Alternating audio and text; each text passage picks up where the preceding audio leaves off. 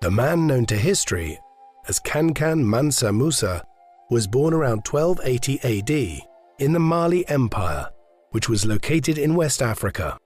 His given name throughout his life was Musa, the Arabic version of the Hebrew name Moses, a man who figured prominently in Jewish, Christian, and Muslim religious beliefs. Musa's father was Faga Leya, who was the son of Abu Bakr, who legend said had played a key role in founding the Mali Empire by supporting his brother Mansa Sundiata Keita and acting as his Kankoro Sigwi, which can be translated to his second-in-command or lieutenant general. The family lineage was regarded as the beginning of the Muslim Keita dynasty, residing around the area of Hamana and Kolonkana in what is known today as Guinea. The emergence of Sundiata as the first Mansa of the Mali Empire, which was a position comparable to emperor or king in European terms, saw his great general Tiramachan undertake a successful military campaign deep into what we know today as Senegal and Gambia. Although the life of Musa's father remains largely unknown, we know that Faga Leya never took the throne himself, but his bloodline would go on to produce 7 Mansas, who would oversee much of the rise and decline of the Mali Empire during the 13th and 15th centuries. Musa's mother's name is believed to be Kanku. There is little recorded evidence concerning her, though women of the Mali Empire in the region of Kanku, who lived in the 13th century, were involved in pottery making, body art painting, traditional medicines, sciences, technology, and cloth making. The 14th century Arabic traveller and scholar Ibn Battuta, who visited the Mali city of Walata, was shocked and upset by the lack of adherence to the manners he was accustomed to in other Muslim societies, when he observed a married woman talking to a man who was not her husband. When he conversed about what he saw with a local scholar, the man allegedly told him this was regarded as good manners in the region. Other conflicting theories suggest that Malian society was one still rife with what modern society would regard as sexism, with little or no historical voice recorded for women such as Kanku being a reflection of this. However, ultimately, the lack of a historical record makes it impossible to declare precisely the experiences of Kanku. Mansa's rise to power was deeply connected to the history of the Malian Empire. Located in West Africa in the modern states of Mali, Niger, Senegal, Mauritania, Guinea, and the Gambia. Located just south of the Sahara Desert, the region first saw the rise of an empire between 700 and 1200 AD, when the Empire of Ghana dramatically seized control of the region. It was a polity of considerable sophistication at a time when Europe was stalled in the Dark Ages, and as Islam flourished across North Africa. Though quickly expanding and prosperous, around 1180 the Empire of Ghana rapidly began to decline as the empire was impacted by droughts, civil wars, and the development of alternative trade routes across West Africa. Meanwhile, the rival Soso Empire grew under the rule of Samaro Kante. As the Empire of Ghana crumbled, the Soso Empire benefited and took large territories in Ghana, also conquering Mandinka territories which were part of what we now know as Mali. The final collapse of the Empire of Ghana and the fall of the Soso Empire came as a coalition of kingdoms united under the leadership of Sundiata, a man who had overcome his poor childhood health and his status as an outcast to become known as the Lion King. Sundiata Keita initially united several small Malinke kingdoms around the upper Niger River, using a well-trained army and taking advantage of a commercially good location in the middle of several trade routes. Sundiata defeated Sumaro at the Battle of Kurna in 1235, which resulted in the birth of the Mali Empire.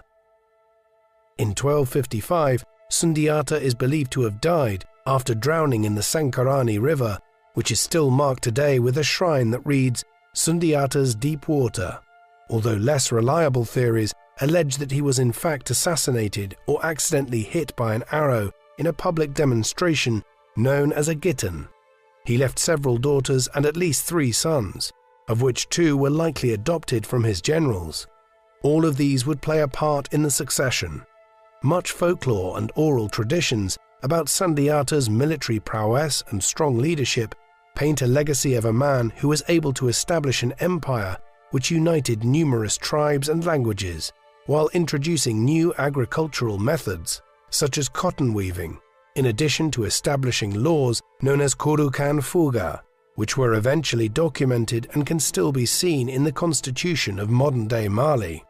Mansa Uli succeeded his father Sundiata and has been credited by many for extending the Mali Empire into Walata, Timbuktu and Gao, although this has been contested by other scholars. Around 1268, Uli embarked on a religious Islamic pilgrimage, or Hajj, to Mecca, located in what is now Saudi Arabia. Mecca was the holiest of cities for Muslims, and a pilgrimage to the site was one of the 5 pillars of Islam. Shortly after returning from his pilgrimage, Uli died around 1270, and his adopted brother Wati became Mansa, having fought off his other brother Khalifa, who was also raised as an adopted prince in Sundiata's royal court. The conflict in part arose out of the succession rules not stipulating the necessity of blood lineage to assume the throne. Wati oversaw a turbulent 4 years, with parts of the empire growing politically restless, before he died around 1274, and Khalifa returned to the capital Niani and seized the throne before Sundiata's nephew, Bata Mande Bori, could exercise his own ambitions. It is believed that Khalifa ruled as Mansa for around 2 years, which saw political disputes continue between various political factions in the empire. The Mali Empire at this time was made up of small kingdoms, which pledged allegiance to the Mansa and were obliged to pay annual tributes in the form of rice, millet and weapons, in addition to taxes on trade, which was controlled by an institution called the Great Council, along with matters of succession. Importantly, and in addition to this, all gold nuggets within the empire belonged to the Mansa, ensuring great personal wealth as stockpiles began to be set aside. However, like his predecessor Wati, Khalifa's rule was unpopular, and he was overthrown by the council, who then installed their preferred candidate, Bata Mande Bori, also known as Abu Bakr, which was the same name shared by his grandfather's brother. Peace did not last long when Bata Mande was usurped in around 1285 by Sakura, who was a member of the royal court, with some accounts suggesting he was a slave.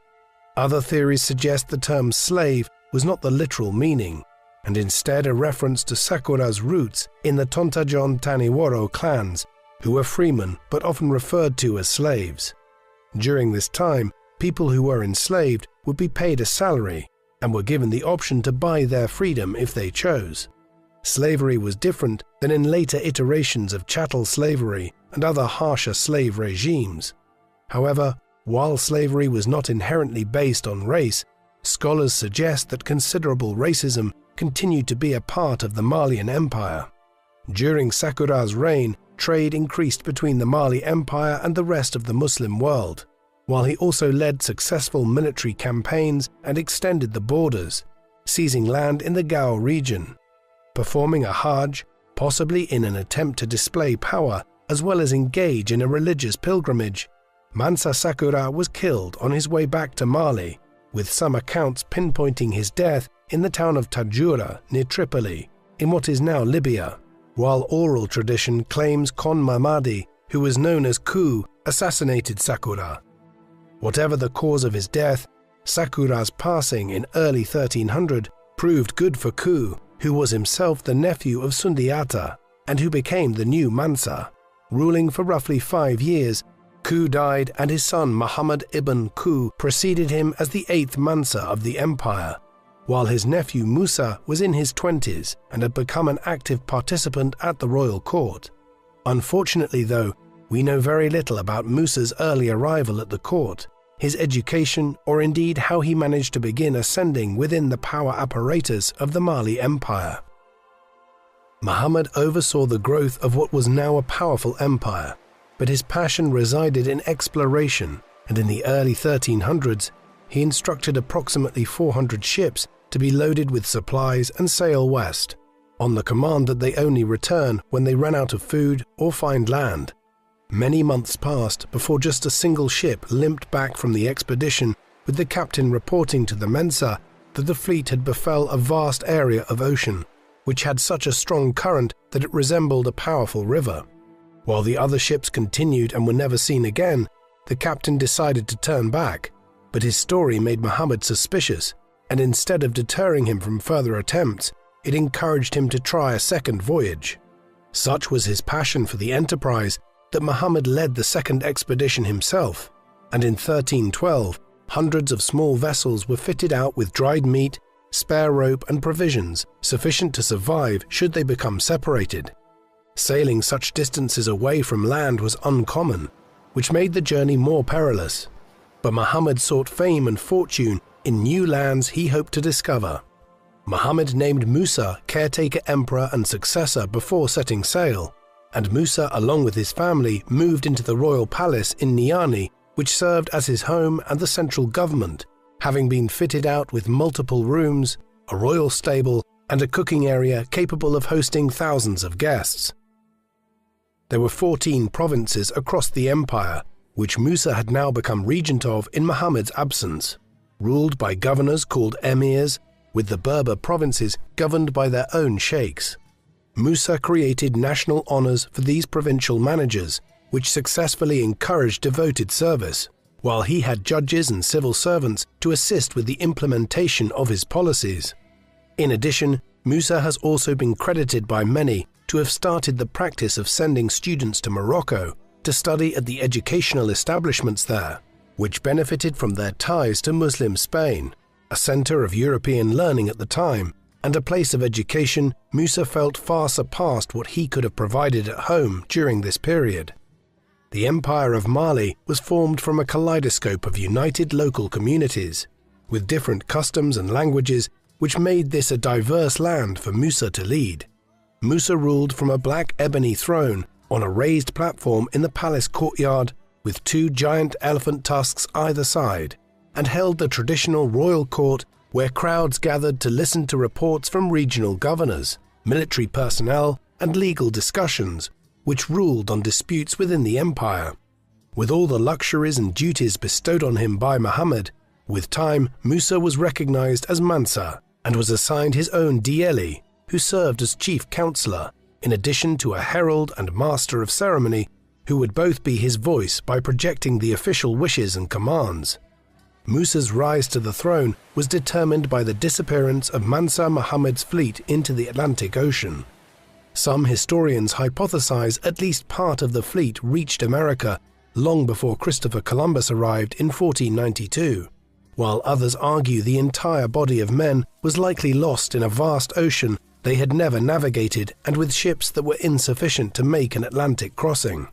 A third theory contends that Musa conspired to somehow destroy the expedition so that he could claim power from Muhammad, but there is no solid evidence for such claims. What we can be sure of, though, is that this left Musa as Mansa of the Malian Empire in the early 1310s.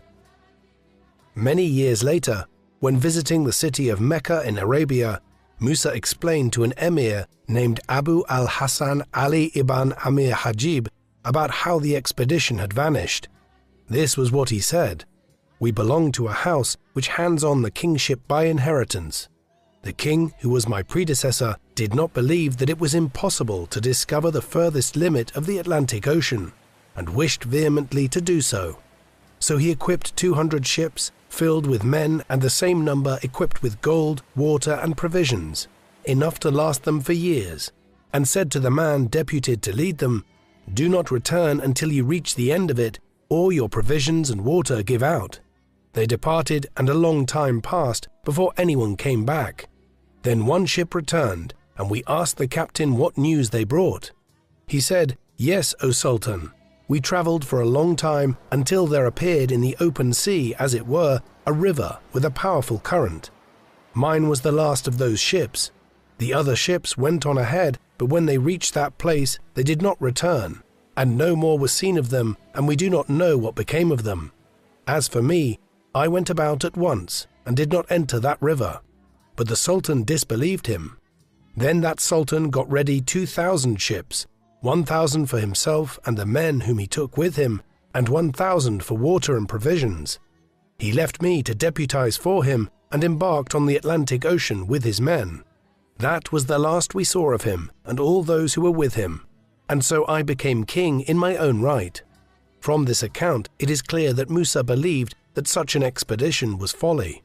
This almost certainly explains why he did not attempt to send out his own explorers to try and find out what had happened to his predecessor and the many Malian ships. The vanishing of the fleet in the Atlantic left Musa secure from the previous claimant to the throne. He followed tradition and selected his dielis from low social standing, creating a dependency which brought loyalty, while also redefining old friends as equals. In the early years of his reign, from 1312 to 1318, Musa won much loyalty and was viewed as a fair Mansa, which was a much sought-after trait by his subjects, especially compared to the uncompromising approach Wati and Khalifa had taken years earlier. Musa attempted to convert more people to Islam and commanded the miners of the south of Mali to stop practicing pagan rituals, thus causing the miners to go on what would now be called a strike. The miners were very much aware that their efforts and mining knowledge allowed for all gold nuggets to go to the empire, while they kept the smaller gold dust to themselves. Rather than pressing the issue with force, however, Musa showed understanding and reversed his decree with the miners, leading to a resumption of mining operations and thereby avoiding a costly conflict. He also, in this instance, demonstrated courage to publicly change his mind. Musa's peaceful resolution with the miners should not be viewed as a reluctance to use force to maintain law and order or to achieve personal gains.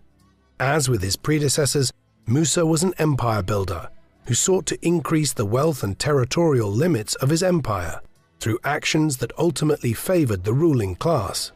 If the miners did not enjoy such a powerful negotiating position, then the outcome of the standoff with the Mansa could have been very different, as Musa had already shown a willingness to use force on other occasions. During the early 1300s, bandits continued to plague the trade routes and countryside across the empire and had stolen much wealth, sometimes deterring any sort of travel unless heavily guarded. Musa introduced a zero-tolerance policy towards those bandits caught, which slowly began to bring the frequency of robberies under control, with flourishing trade and a feeling of safety. The outcome of all this meant that most people across the empire lived peaceful lives with plentiful resources. With news now freely flowing in and out of borders, the feeling of isolation in West Africa was replaced with intrigue and knowledge of societies thousands of miles away, and created the beginning of what some have now compared to the European Renaissance of 1400, where exotic goods came to market from as far away as China, and people could be enlightened by stories from the wider world. However, the foremost means whereby Musa's kingdom flourished was through control of the Saharan trade routes, from Cairo west to Mali and beyond the Ivory and Gold coasts, and from Benin and Niger in the south, north through Mali to Morocco and Algeria. It was by dominating these routes and ensuring that traders could travel through them peacefully that Musa built the Malian Empire up into a significant regional power in the first half of the 14th century. One of the key trade routes that emerged as a result of Musa's military protection demonstrates a sophisticated network which encouraged traders to take bigger and more lucrative loads. Linking the salt mines located south in Tagaza with the gold mines north in Wangara saw the emergence of port towns, where goods were traded and offloaded onto more effective means of transport. Camels were used in the southern desert, while donkeys were used in the north, the latter being largely immune to the tsetse fly, which resided in the equatorial forests on the northern trade route. Port towns saw negotiations between traders, with one source suggesting a pound of salt was equal in value to a pound of gold. Though this is clearly open to dispute, it reflected the vast supply of the precious metal that Mali enjoyed. For Musa and the empire, port towns were important for ensuring tax was collected efficiently from both domestic and foreign traders. The rivers Niger, Gambia and Senegal also ran through the Mali Empire, and trade by boat was boosted through the organized and peaceful trade routes, which added further tax income to Musa's already extraordinary wealth. While goods were traded such as millet, rice, honey, and dates, Musa was a fond horse rider and was also aware that they were useful in warfare. He formed a strong fighting force with around 10,000 cavalry in his imperial army, the total strength of which was an estimated 100,000 men. It is estimated by some that Musa had the third largest fighting army in the world at this time, after a small number of other states such as China and the Mongol successor states of Central Asia. Using his own band of royal traders distributed across the empire, the Mansa stipulated that their power to buy and sell would be first in the queue, which effectively ensured the highest quality and required quantity of popular assets such as Arabian horses and metals used for weapons were rarely in short supply. The Mali cavalry were equipped with copper headpieces, chainmail and cushioned tunics, which they wore in tight formations on the most reliable horses, effectively making them an elite and powerful unit. It is likely during the decade from 1314 to 1324 that Musa conducted raids and captured territory from neighboring countries, with some estimating he took around 6,000 slaves, while the Mansa himself allegedly boasted of conquering 24 cities and surrounding districts. Of course, campaigns like this required war material. With a well-established culture of blacksmithing and metallurgy in many parts of Musa's territory, charcoal was needed to fuel smelting and the smithing of new weapons. Large-scale deforestation not only ensured the continuation of production, but it also cleared vast amounts of land which allowed cavalry units to move around more effectively. Blacksmiths were held in high social status, with people often awed by what was seen as a gift from the traditional god Ogun, the god of metalwork. Where villages and towns did not have a blacksmith, they would seek one from elsewhere, with rewards for those who took the vacancies. This was the manner in which skilled craftsmen were becoming favored in Mali during Musa's reign. With the evolution of weapons, military tactics also evolved with the development of specialized units that could help give strategic advantage. River clans helped to move troops quickly from one part of the empire to another, which reduced the response time in dealing with potential threats.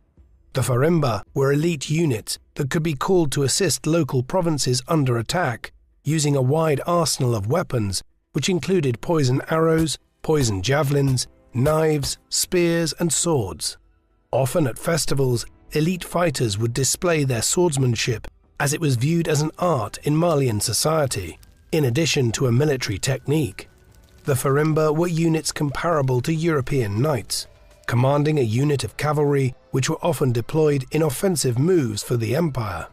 For defense, troops had animal hide shields and iron helmets, with the wealthier cavalry units often possessing the most effective chainmail armors seen in all of northwestern Africa.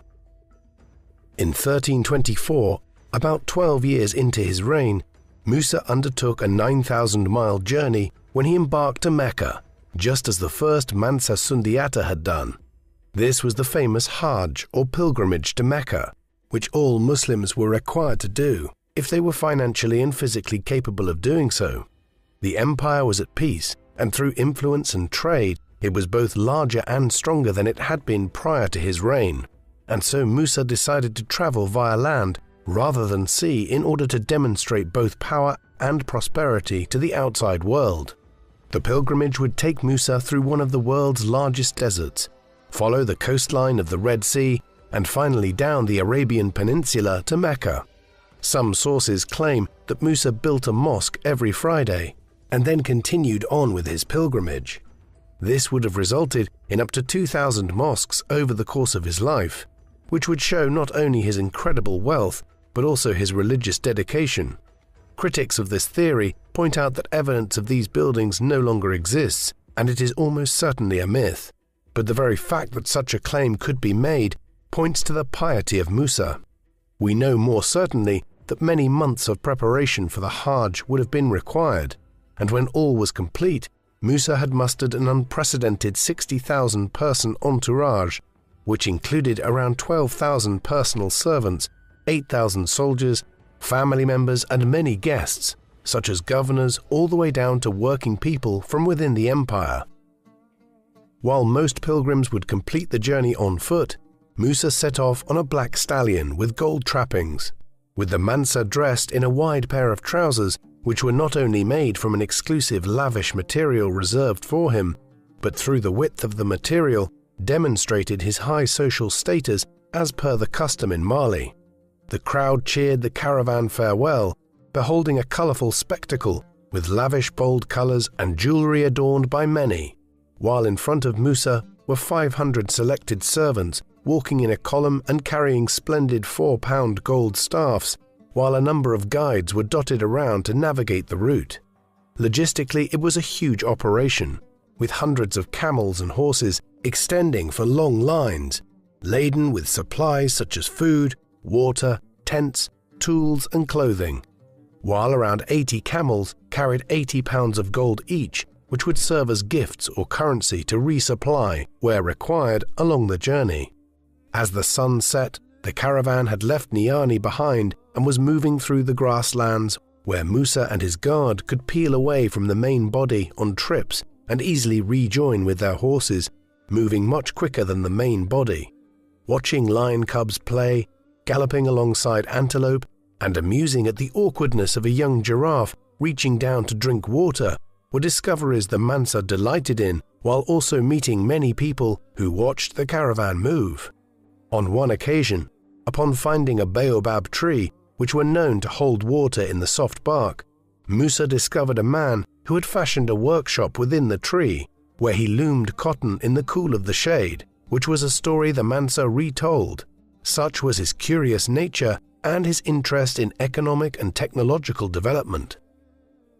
With the Sahara Desert replacing the lush grassland, the first major challenge for the caravan was upon them, as temperatures rose to highs of 58 degrees centigrade and fell sharply below 0 degrees centigrade at night.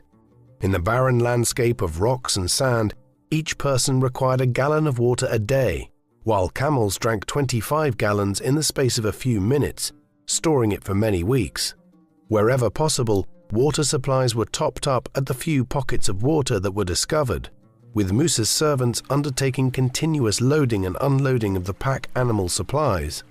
Cooks would prepare each person a comprehensive meal and even some entertainment paid for by Musa, which helped the caravan make determined progress across the 3,500,000 square mile desert, using stars and wind markings in the sand to guide them. Coming from Niani to Walata, on to Taghaza, before passing by Tassili Ajer, and then through Yadanes, the caravan continued en route to its first major stop at the great Egyptian city of Cairo. Musa and his entourage were excited, having heard much about the city from traders. Most people from Mali had only dreamt of visiting the vibrant city, which enjoyed a population of around 1 million people at the time, making it one of the world's great metropolises in the 14th century. Dressed in luxurious clothes, Musa entered the city in July 1324 via the Western Gate and was met with amazement as the busy streets opened up a channel for the mysterious foreign contingent to walk through, with their leader walking slowly on his horse. As gold glistened, the event was a spectacle never seen in Cairo, and the Egyptian official meeting the caravan apparently compared it to the glittering glory of the African sun itself. The ruling Sultan Mamluk invited Musa to a grand celebration, but the situation was initially awkward, as the traditional sign of homage dictated that the Mansa would have to kiss the Sultan's hand or the ground by his feet. Musa refused this to his advisors, declaring he was a pilgrim and was only paying homage to Allah, while also aware that his Mali empire was vast and many times wealthier than that which the Sultan ruled over. With some well-placed guidance, disaster was averted when Musa kissed the ground and praised Allah before the Sultan, thereby compromising in a way that left both men satisfied. The two leaders conversed and feasted, with gifts exchanged and Cairo hospitality provided in the city for the entire caravan, which was gratefully received, and they rested in the Karafa district where Musa befriended the governor, Ibn Amir Hajib. The caravan rested for around 3 months, allowing the intense summer heat to pass by, and during this time the natives were impressed by Musa and learnt much about his trustworthy character and the powerful empire he had ruled over for a decade, and which was prospering under his leadership. The Egyptians were awed by the Mansa and his generosity when he gave gold as gifts in each part of the city he visited or stayed. Such was the supply of gold from Mali that when combined with his generosity, the sharp influx of the precious metal caused a drop in gold prices in Cairo, which lasted for many years to come. Musa allegedly tried to combat the inflation by buying back some of the surplus gold, and this helped settle the market, while emphasizing how much wealth the empire had accumulated to be able to control foreign markets. With approximately 1,000 miles of travel still ahead, the caravan set off from Cairo on the 18th of October 1324 into the desert between the River Nile and the Red Sea to the east, reaching the Gulf of Suez after a few days before stepping into the continent of Asia for the first time. Trade routes met as they came to the north of the Gulf of Aqaba, with Asians, Europeans and Africans all merging, and Musa finding himself fascinated with the variety of people he saw. Like many of the foreign pilgrims Musa came across at this time, he planned his next major leg of the journey to stop at Medina, the second great holy city of Arabia, linked to the Prophet Muhammad. On arriving in the city, Musa visited the Prophet's mosque, where Muhammad was entombed, while he also continued to have discussions with foreign Muslim scholars with a passionate desire to enlighten his understanding and knowledge. After traveling a final 240 miles, the long caravan was drawn out in segments, with Musa being one of the first who spotted Mecca from the rugged hills that approached the city, noting the great mosque nearby the sacred black stone Kaaba, which was the religious epicenter established by Muhammad for the Islamic world. Upon entering Mecca, 12 days of the Hajj began, with Musa following the custom of wearing a simple white garment and removing all jewelry, which effectively relinquished his status as ruler temporarily in order to become a brother of fellow men and women of the faith. Prayers, celebrations and rituals filled the days, which reached a peak on the 9th day when Musa joined other pilgrims on the Mount of Mercy. At some point during the Hajj in Mecca, a fight nearly started between a group of Malian and Turkic pilgrims, with swords drawn in the Masjid al-Haram, but Musa's typical diplomacy diffused the situation before it escalated. At this stage, gifts were still being given out by the Mansa to many inhabitants of Mecca itself, and such conflicts were rare, with most pilgrims impressed by the generosity of the Malians and the softening of local inconveniences that inevitably arose with the arrival of such a grand cohort of people.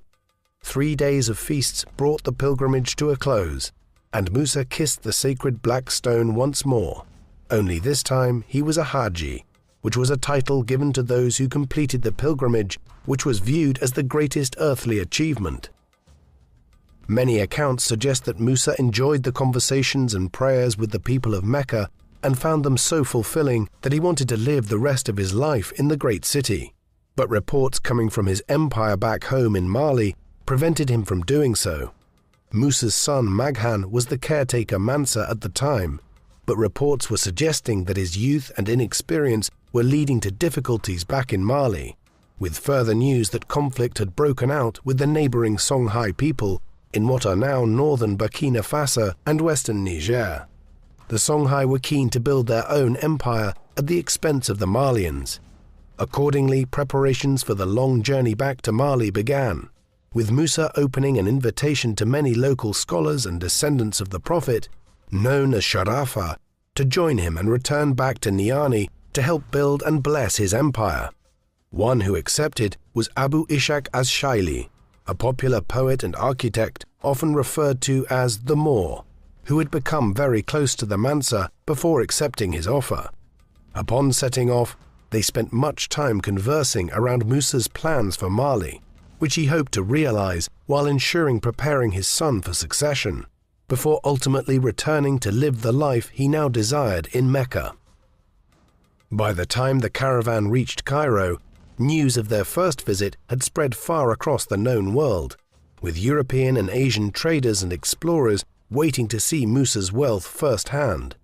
Many were there to try and unlock and perhaps enjoy the wealth of the secret trade routes which were hidden by the Sahara and by the very protective West African traders keen to protect their monopolies. To maintain secrecy, traders who knew how to reach the gold mines of Mali would never meet with fellow merchants in person. Using drums to communicate and negotiate, supplies and payment were left on the outskirts of forests, which meant the gold routes were left unknown to the wide world. In addition, Christians were restricted and could not travel to the Muslim kingdoms of Africa because of conflicts through the Crusades, and so Mali was known as wealthy and powerful, but its whereabouts was not accurately mapped by the Europeans for several centuries yet to come. As the caravan made its way to Cairo, there were reports of some Malian pilgrims dying from the cold temperatures, through starvation or at the hands of bandit raids, which were impacting supplies and proving difficult to defend, given the enormous distance the caravan of people had traveled across. The second stay at Cairo was therefore brief, and Musa used it as a pragmatic resupply of essentials before the second challenging trek across the Sahara. Due to stories of his immense wealth and abundance of gold, haggling for these supplies often ended in extortionate expense, with Musa having to rather embarrassingly loan money at a high interest rate, as he had spent much of the gold bank carried by his servants. For every 300 dinar borrowed by Musa, he would go on to pay back 700 dinar when he had reached his central funds back in Mali, with many traders seeing the leader of Mali as rather naive to the market rate of certain goods. Many of Musa's wives had travelled with him, which was customary, and his senior wife, Inari Konate, complained of her discomfort, having been smothered in the dirt and dust as they set off through the desert sands, while she allegedly had a dream of a river placed in front of them in the Sahara by the grace of Allah. While camped one night, Musa responded to his wife when he instructed one of his head servants, Fabra, to organize a trench 1,000 meters long to be dug with a surrounding wall for discretion, before filling it with water from a nearby oasis. Using wood rubbed in hariti nut oil, a smooth channel kept the water in what resembled a river in the desert, much to the amazement when Inari woke along with her 500 women in waiting, who all went ahead and plunged into the water. Slowly, the caravan continued across the desert. One day in 1325, a messenger rode to Musa from the city of Gao and reported that of Musa's generals, General Sagmanja had captured Gao from the Songhai and was now ready to accept surrender of their other territories. Although prior to his pilgrimage, Musa's forces had led successful military campaigns, such as taking Walata and Tegaza salt mines. This recent victory by his general was the most sizable gain made to the borders of Mali. Although Musa did not accomplish this conquest in person, it was an indication of the strong position he had left Mali in when he departed on the Hajj that Sagmani was able to defeat the Songhai in this way. Other accounts play down the victory, suggesting it was more likely to have been a recapture of the rebellious vassal city of Gao, with Mansa Sakura the initial conqueror of these lands. Whatever the circumstance, it was important and fed a desire in Musa to become personally involved in this great victory, consequently instructing his guides to change his returning route and take the caravan south to Gao, where he would receive the submission direct from the king of Songhai himself. Some theories suggest that Musa had always planned to annex Gao and the Songhai lands, but in a display of political intelligence, he waited to send orders to do so until he was on the return leg of his pilgrimage, as he was aware of his Moroccan neighbors' ambitions to invade those areas. Egypt, Morocco, and the Empire of Mali were at this time jostling for control of the lucrative trade routes of North Africa, and Musa showed a desire to maintain diplomatic relations rather than force a long and damaging war. As was typical in his military victories, Musa let the defeated kingdom continue to run their own internal affairs, while Mali would control military and foreign affairs with a tribute from the vassal state also agreed formally. As such, this was a form of decentralized feudal rule. To the inhabitants of Gao, the sheer number of people arriving in the lavishly dressed caravan, led by the Mansa riding proud on his black stallion, would have left them in no doubt of the sheer power that those who had conquered them possessed. Musa was a good diplomat who realized that insulting the defeated king would serve no useful purpose, and so negotiations were respectful, albeit dictated by the Mansa.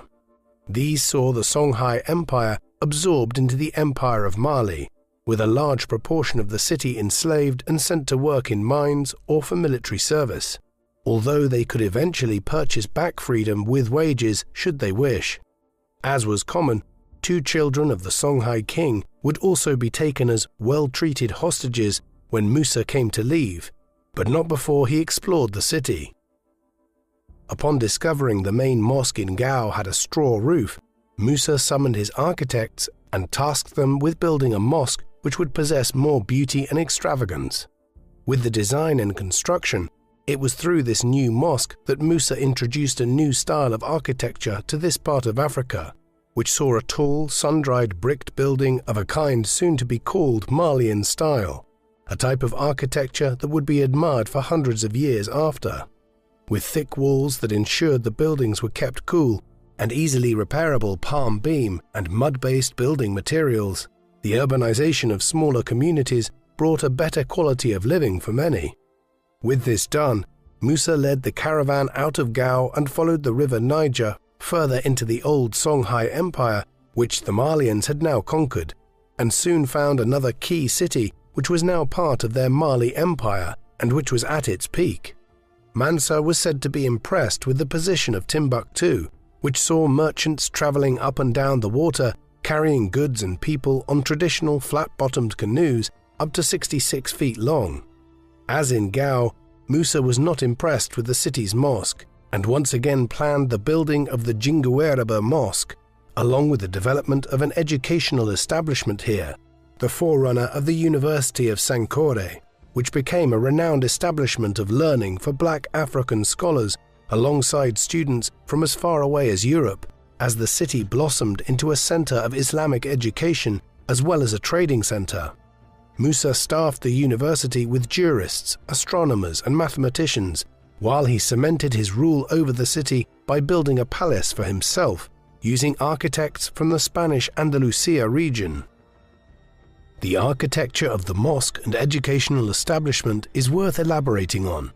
It was built almost entirely of earth, straw, fiber, and other organic materials. Only the minarets were apparently reinforced using limestone blocks. Despite this, the interior and the 3 courtyards were able to fit in the region of 2,000 people. Moreover, even though it has experienced some damage over the centuries, the mosque is still substantially intact today and is a UNESCO World Heritage Site. It is a striking statement about the ingenuity of the Malians in the early 14th century, that they were able to build such a clearly robust and sturdy complex out of such rudimentary materials in a way which has nevertheless allowed it to stand the test of time. This would become one of the crown jewels of Musa's new city, Timbuktu. Its capture in the mid-1320s led to it becoming the foremost city of the entire empire, as Musa identified it as being of immense value in its domination of the trade routes across the region and also its ancient heritage.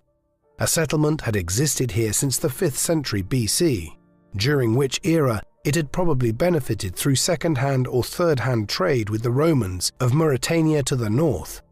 The settlement thrived in the 1st millennium BC on the back of new trade connections to the Arabs and Berbers of North Africa, but also because of the development of extensive gold mines and salt pans nearby.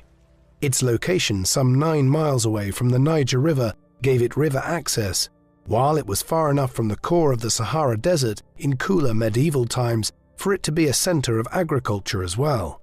More somberly, it was also a major center of the trans-Saharan slave trade in ancient and medieval times. Thus, the new city which came under Musa's rule in the mid-1320s was one of the most important trading and cultural centers in all of northwestern Africa. His decision to make it an education and religious center assured for it the reputation which it holds as a heritage site down to the present day. Along with his wife and a selected number of people, Musa decided to complete the final leg of the journey back to Niani via purpose-built barges which meant it was a more comfortable leg of the journey. Arriving at the capital, the Mansa was met with celebration and much joy, with stories of the pilgrimage preceding Musa's arrival and stirring his subjects joyfully. True to his word, in the months that followed, Musa, together with many of his new foreign friends, went about developing the capital and built the Hall of Audience, which was adorned with arabesques of bold, lavish colors, with gold window frames, all cut with stone and surmounted with an impressive dome. Smaller projects were also completed, with a visiting Italian scholar named Sergio Domain later remarking how the 400 cities of the Empire of Mali were upgraded and as a result enjoyed dense populations and prosperity. Musa spent a lot of time after his return speaking with Maghan and his senior governors, perhaps reaffirming his desire to prepare his son to become Mansa full-time, so that he could return to live the rest of his life in Mecca. However, with fulsome first-hand accounts of his successor's poor leadership now coming to light, Musa knew his plan to leave Mali would risk the collapse of what was now one of the biggest empires in Africa. Through a network of regional governors, supervisors, city leaders, and diplomats, the local leaders were largely content within the empire. Although sporadic conflict had to be occasionally dealt with, such as the Kingdom of Mossi invading Timbuktu in 1330, which was quickly taken back by the Mansa and reinforced with a stone fort.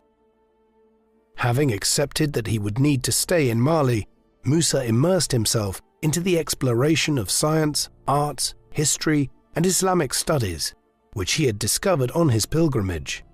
Many more mosques were commissioned to be built, which became small centers of education, and the population of the empire became more literate and enlightened, with students now remaining rather than being sent to Morocco as was tradition. The empire was no longer cut off from the world by the Sahara, as the pilgrimage created strong ties to Egypt, and foreign embassies combined with traders seeking fortune had ensured a continuous exchange of dialogue. Musa had put Mali on the map in what would become known as the Golden Age, and although the attention from outside was beneficial, it also created some awkward conversations, such as when the Sultan of Egypt asked the Mansa where the vast gold supplies he had displayed in Cairo came from back in his homeland. Ever the diplomat, Musa would respond to such challenges with the story that the gold grew on plants in a corner of his empire, and that those people that grew it possessed strange powers which protected their harvest from outsiders who, if they were to come and pick a plant, would cause the plant to wither and die. Musa was politely telling people that the supply of gold would continue from Mali, but outsiders should not attempt to interfere with it. The location of the mines were to remain a secret, and the topic should be dropped. It is believed that in around 1337, aged around 57 years, Mansa Musa died of unknown causes, having just sent an envoy to his Moroccan counterpart, Abu al-Hassan Ali, to congratulate him on his conquest of Tlemcen in Algeria in May of that same year. It is believed that Abu al-Hassan's reply was received after Musa had died, while other sources suggest his death was actually 5 years earlier in 1332, and the congratulatory envoy was in fact sent by Musa's successor Maghan. Some suggest Musa left behind at least 4 wives and multiple children, as it was tradition to support multiple wives and often illegitimate babies were born. However, only the existence of his spouse Inari and his heir Maghan was sufficiently documented. In what was a break with tradition, Musa picked his son and not his brother Suleiman to succeed him, which raises many questions on the political situation at the time. With Maghan acting as heir when Musa was on pilgrimage, this suggests that this succession was probably not a surprise to many people. However, it could also be argued that many regional leaders would have looked at the new Mansa with some level of disapproval. Ultimately, Maghan was Mansa for just 4 years following the death of his father, with the most significant development in 1340 when the Songhai in the east of the empire asserted independence from Mali, having been previously subdued by Musa. Meanwhile, raiding parties from Mossi horsemen from the Upper Volta saw Timbuktu terrorized along with surrounding cities. Maghan averted losing the cities, but the security that was enjoyed during his father's reign had already degraded by the time Musa's only recorded sibling, Suleiman, succeeded to the throne in around 1341. Reigning until his death in around 1359, Suleiman was widely regarded, along with Musa, to have overseen the Empire of Mali at its peak, continuing foreign diplomatic relations with regions such as the Marinid Sultanate and other North African kingdoms. Some accounts suggest Suleiman did not have the influence that his brother built, and in around 1352 he accused his principal wife, Kassa, of conspiring to overthrow him, which reflected divisions in his court and amongst local leaders. Suleiman died in around 1359, with his son, who was also named Kassa, succeeding to the throne, but only reigning for 9 months before his cousin and Magan's son Jatta led a successful rebellion in what became a civil war. In the conflict and the confusion that followed, the vassal state Jolof took the opportunity to break away from the Mali Empire.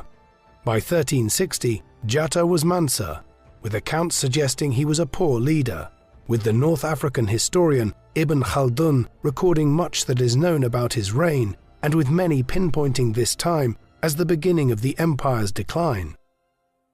More Mansas followed, but while they still held on to a large territory, it was shrinking in influence and power, and from 1507 neighboring and emerging empires in the region, such as Diara, Great Fulo and Songhai, began to take and raid lands.